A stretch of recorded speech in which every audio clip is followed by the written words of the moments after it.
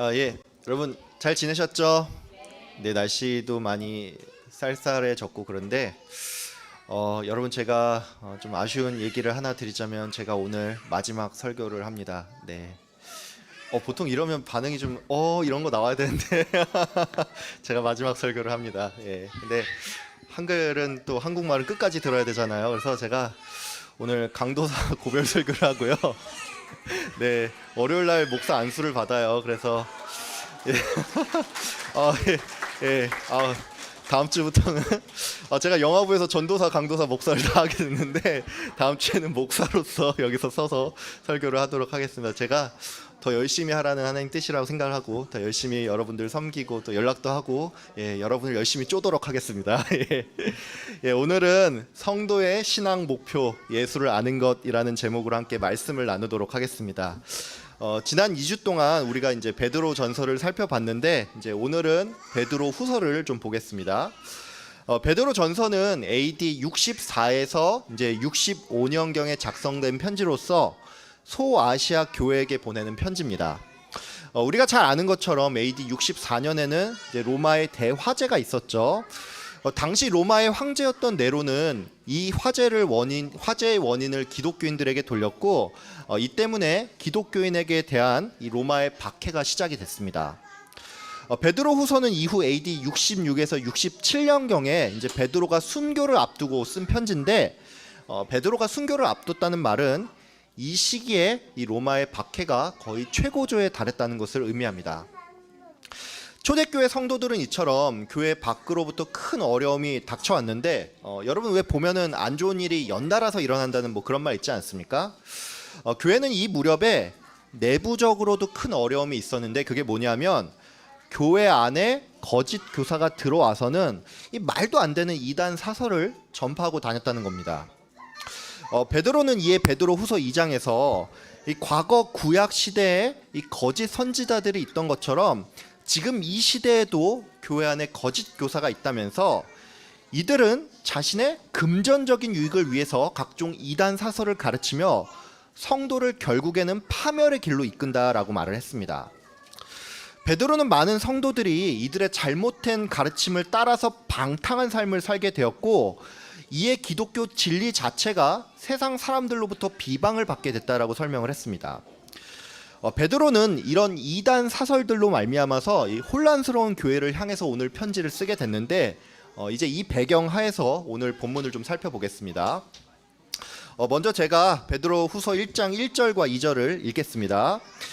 예수 그리스도의 종이며 사도인 시몬 베드로는 우리 하나님과 구주 예수 그리스도의 의를 힘입어 동일하게 보배로운 믿음을 우리와 함께 받은 자들에게 편지하노니 하나님과 우리 주 예수를 알므로 은혜와 평강이 너희에게 더욱 많을지어다. 베드로는 1절과 2절에서 자신이 누군지를 밝히면서 안부 인사를 전했는데 이 1절과 2절에서 우리가 조금 주목할 부분이 하나가 있습니다. 그게 뭐냐면 베드로가 편지의 수신자를 향해서 너희가 우리와 동일하게 보배로운 믿음을 가졌다라고 이렇게 말을 하고 있다는 것입니다. 근데 여러분은 저의 이 설명을 들으면서 그게 뭐 특별한 표현인가? 뭐 이렇게 생각을 할 수가 있습니다. 이건 말하자면 이런 거죠. 여기 앞에서 설교하는 제가 이제 여러분께 여러분은 저와 동일한 믿음을 가졌습니다. 뭐 이렇게 말을 하면 이건 여러분께 그냥 뭐 당연한 소리로 들릴 수가 있죠. 이처럼 여러분은 베드로의 이런 표현이 그냥 당연한 말로 들릴 수가 있는데 문제는 왜 이 뻔한 말을 굳이 편지에 썼냐는 것입니다. 여러분 제가 앞서서 이 본문의 배경에 거짓 교사들이 있다라고 말씀을 드렸죠. 이 거짓 교사들은 이 지역의 교회에 들어와서는 특별히 영지주의 이단 사설을 가르쳤습니다. 제가 일전에 이제 영지주의 이단이 어떤 특징을 가지고 있는지 한번 설명을 드렸는데 까먹고 계신 분이 있을까봐 다시 설명을 드리자면 이 영지주의 이단은 영적인 것은 고상한 것으로 보는 반면에 이 육체적인 것은 저급한 것으로 여기는 일종의 이원론적인 사고가 있었습니다. 그래서 이들은 구원에 이르는 영적인 지식은 강조를 하는 반면에 이 성도의 육체는 매우 더러운 것으로 여겼습니다. 그래서 이 영지주의 이단은 먼저 교리적인 부분에 있어서는 예수님께서 육체를 가지고 이 땅에 오셨다는 그 사실을 부정을 하는가 하면 성도의 육체가 부활을 하게 된다는 것에 대해서도 부정을 했는데 이런 가르침은 굉장히 잘못된 가르침이죠.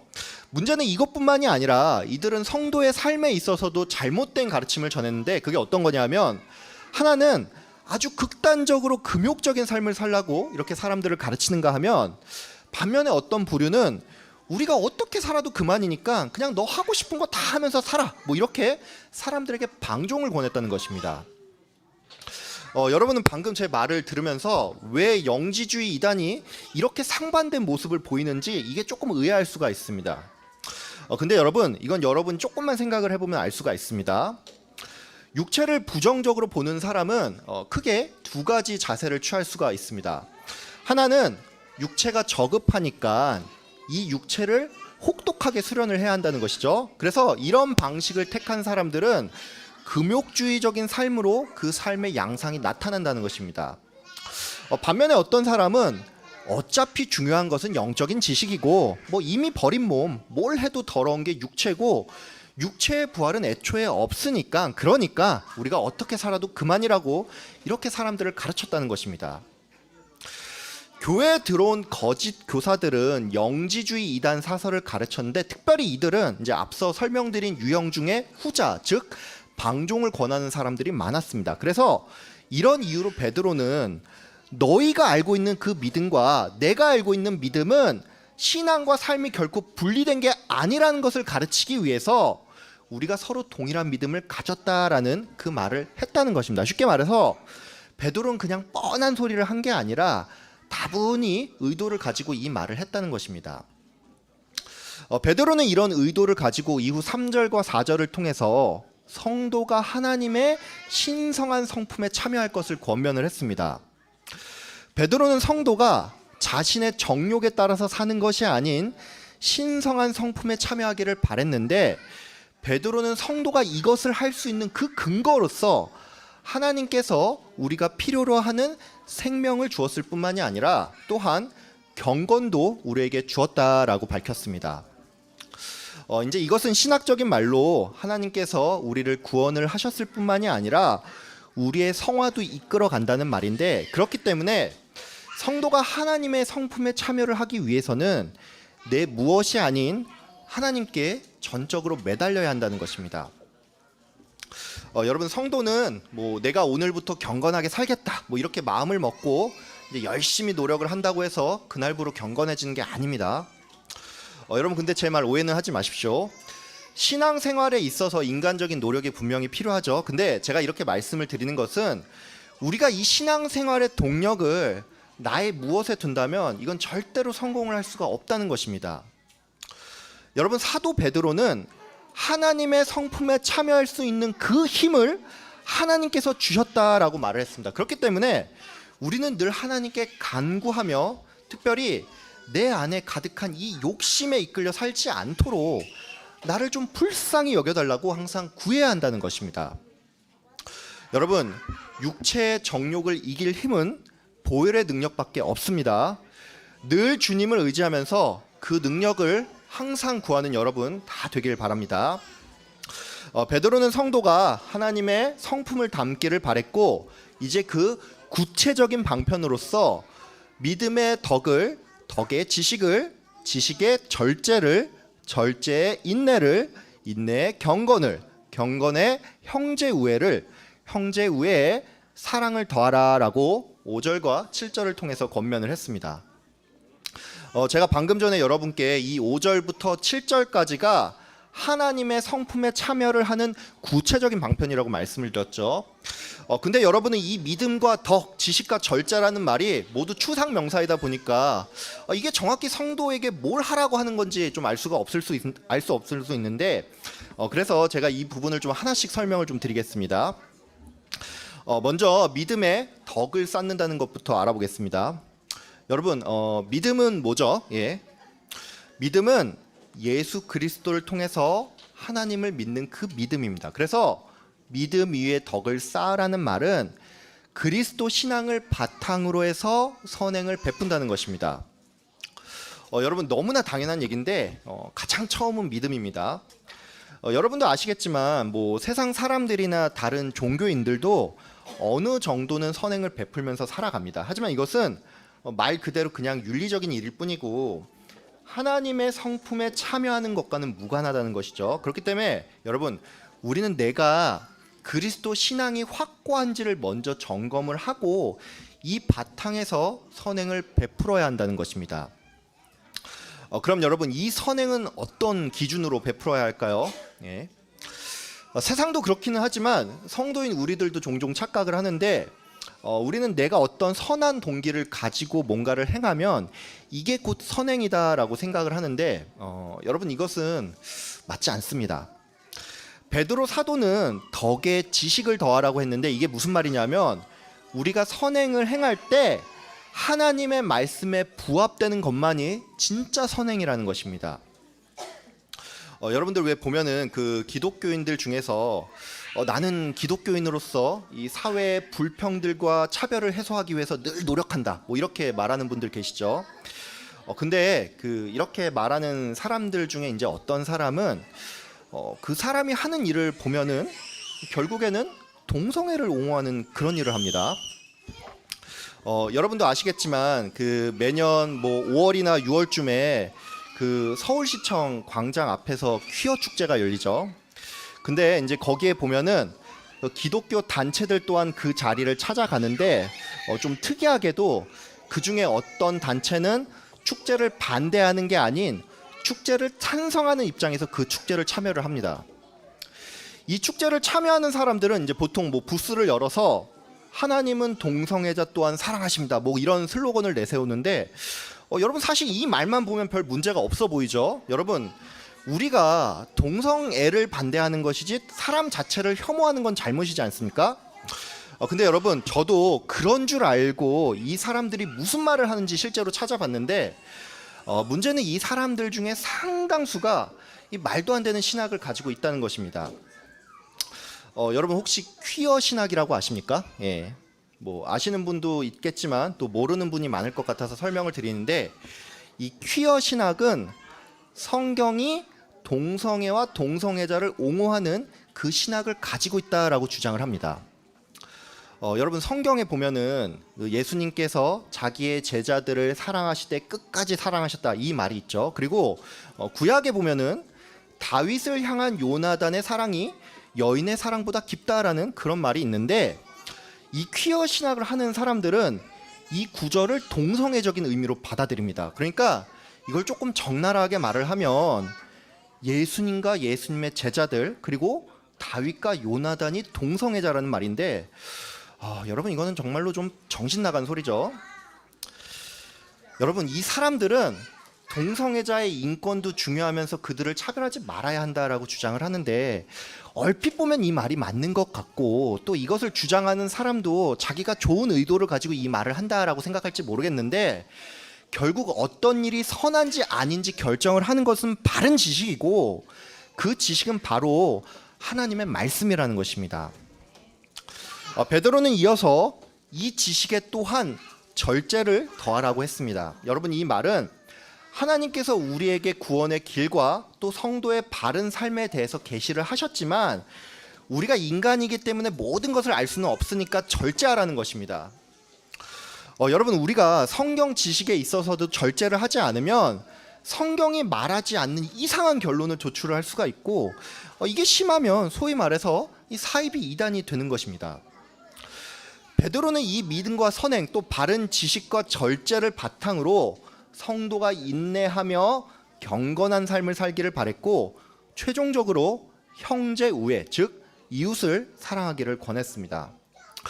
야고보서에 보면은 성도의 경건이란 고아와 과부를 환난 중에 돌보는 것이라는 말씀이 있는데 베드로 또한 하나님의 성품에 참여하는 일은 그저 한 개인의 경건에 끝나는 것이 아닌 최종적으로 이웃을 사랑하는 것임을 밝혔습니다. 베드로는 마지막으로 성도가 앞서 언급한 노력들을 기울일 때 그 사람은 예수님을 아는 일에 있어서 열매를 풍성히 맺고 반면에 그렇지 않을 경우에는 그 사람이 장님과 같아서 이 자신의 죄가 깨끗해진 사실을 잊어버린다라고 말을 했습니다. 앞서서 이제 오늘 본문 전체를 좀 살펴봤는데 저는 오늘 여러분께 우리가 어떻게 이 하나님의 거룩한 성품에 참여할 수 있는지 그 방법으로 딱 한 가지만을 좀 말씀을 드리겠습니다. 여러분 모두 예수님을 아는 일에 힘쓰길 바랍니다. 여러분 오늘 본문을 보면은 이제 나중에 집에 가서 한번 읽어보시면 아시겠지만 조금 특이한 게 있습니다. 그게 뭐냐면 예수님을 아는 것이 이 어떤 문제를 해결하기 위한 과정이면서 동시에 성도의 목표임을 베드로가 제시를 했다는 것입니다. 오늘 본문 2절에서 베드로는 하나님과 우리 주 예수를 알므로써 은혜와 평화가 여러분에게 풍성하길 바란다라고 말을 했습니다. 또 3절에서 베드로는 우리를 부르신 이를 알므로 말미암아 우리에게 생명과 경건이 주어지고 이를 통해서 신성한 성품에 참여할 수 있다라고 말을 했습니다. 즉 베드로는 성도가 예수를 아는 일에 힘쓸 때 은혜와 평강이 찾아오고 또 하나님의 거룩한 성품에 참여할 수 있다라는 말을 했다는 것이죠. 반면에 베드로는 8절에서 여러분이 이것들, 그러니까 믿음과 덕과 지식과 절제와 이웃사랑 등을 갖출 때 예수님을 아는 일에 있어서 열매를 풍성히 맺을 거라고 말을 했습니다. 이것은 다른 말로 성도의 목표가 예수님을 아는 데 있다는 것입니다. 우리는 이 베드로의 말이 조금 이상하게 느껴질 수가 있습니다. 왜냐하면 베드로가 성도에게 요청을 하는 것은 우리가 하나님의 성품에 참여를 해야 한다는 것인데, 그렇다면 이 최종 결론은 그래서 성도는 이렇게 살아야 합니다, 뭐 이렇게 끝나야지만 이게 앞뒤가 맞다는 것이죠. 문제는 베드로가 이런 우리의 생각과는 다르게 예수님을 아는 것을 우리의 최종 목표로 제시를 했다는 것입니다. 여러분 그러면 왜 베드로는 이렇게 말을 했을까요? 이것은 예수님께서 하나님의 형상이기 때문입니다. 하나님의 성품에 참여를 하기 위해서는 먼저 그분이 어떤 분인지를 알아야 합니다. 다른 말로 하나님의 형상을 우리가 알아야 한다는 것이죠. 근데 이 과정에는 좀 문제가 있습니다. 그 문제가 뭐냐면 하나님은 우리의 눈에 보이지 않는다는 것입니다. 근데 제가 이렇게 말씀을 드리면 강도사님 물론 하나님이 우리 눈에 보이지는 않죠. 근데 이 성경을 읽다 보면 하나님께서 일하는 모습들이 나오고 그럼 우리가 이것을 닮아가면 되는 거 아닙니까? 뭐 이렇게 반문을 할 수가 있는데 여러분 참고로 그 말은 맞습니다. 근데 이게 꼭 맞지는 않습니다. 왜냐하면 여러분이 성경을 통해서 이 하나님의 모습을 발견을 할 수가 있는데 이것을 우리가 그대로 따라하다가는 이제 어떤 날은 여러분이 무서운 심판자가 되어서 누군가를 벌하고 죽일 수도 있는 정죄자가 될 수도 있다는 것입니다. 우리는 성경을 통해서 하나님의 성품을 유추할 수가 있습니다. 하지만 이것을 우리 삶에 그대로 대입시킬 수는 없습니다. 이런 이유로 우리는 이 땅에서 인간으로 살았지만 하나님의 성품을 잘 보여준 모델이 필요하고, 그런 의미에서 우리는 예수님이 어떤 분인지를 알아야 한다는 것입니다. 사도 요한은 본래 하나님을 본 사람이 없으되 아버지 품속에 있는 독생하신 하나님이 나타나셨다라고 말을 했습니다. 또한 예수님께서는 그의 제자 빌립에게 나를 본 자는 아버지를 보았거늘 어찌하여 아버지를 보이라 하느냐, 이렇게 말씀을 하셨습니다. 즉 이 말은 인간의 육체를 가진 예수님께서 이 땅에서 어떻게 살아왔는지를 우리가 알므로써 하나님의 거룩한 성품에 참여할 수 있다는 것입니다. 여러분 예수님의 말씀과 행동 또 그분의 가르침을 늘 기억하길 바랍니다. 사람이 기준이 없으면 내 감정과 기준에 따라서 뭔가를 행하고 때로는 이게 하나님의 성품에 참여하는 일이라고 생각을 할 수가 있지만 이것은 전적으로 잘못된 생각입니다. 여러분 기준이 없으면 망합니다. 그러니까 여러분 모두 말씀을 읽음으로써 예수님을 알고 또 이를 통해서 이 하나님의 성품에 참여하길 바랍니다. 또한 여러분 예수 그리스도를 아는 데 힘쓰며 이것을 인생의 목표로 삼길 바랍니다. 예수님께서는 율법과 선지자의 모든 말들이 결국 자신에 대한 거라고 말씀하셨습니다. 이것은 바꿔 말해서 우리가 성경을 읽을 때 예수님을 아는 그 지식이 충만해진다는 것이죠. 예수님을 아는 지식은 그저 지식으로 끝나지 않습니다. 간혹 어떤 분들은 내가 성경을 읽는 이것이 그저 성경 지식을 늘리는 데 불과하다라고 생각을 하는데 여러분 그렇지 않습니다. 내가 말씀을 읽으면서 예수님을 알아간다는 것은 우리를 실제로 변화시키는 힘이 됩니다. 세상의 지식과 예수님에 대한 지식은 다릅니다. 세상 지식은 그 지식을 바탕으로 뭔가를 하지 않으면 이것은 죽은 지식에 불과하지만 예수님에 대한 지식은 그 자체로 살아 역사합니다. 여러분, 성경 말씀은 죽은 말씀이 아닙니다. 말씀은 힘이 있습니다. 하나님의 말씀은 살아있고 활력이 있어 좌우의 날선 어떤 검보다 예리하여 혼과 영과 및 관절과 골수를 찔러 쪼개기까지 하며 또 마음의 생각과 뜻을 판단하나니. 여러분, 우리가 말씀을 읽고 예수를 아는 일에 힘쓸 때 이 지식은 살아 운동하며 우리를 변화시킵니다. 그러니까 여러분, 예수를 아는 일에 힘쓰며 이것을 여러분의 인생 목표로 삼고 살아가는 여러분 다 되길 바랍니다. 성도의 목표는 윤리가 아닙니다. 성도의 목표는 예수님을 더욱 알아가는 것입니다. 여러분 모두 말씀을 통해서 예수님을 더욱 알아가며 하나님의 성품에 참여하는 여러분 되길 주의 이름으로 축복하며 기도합니다. 기도하겠습니다. 참 좋으신 하나님 아버지 감사합니다. 오늘 베드로후서 말씀을 통하여서 하나님 아버지 우리가 하나님의 성품에 참여하기 위해서 필요한 것이 무엇인지 알게 하여 주심 감사합니다.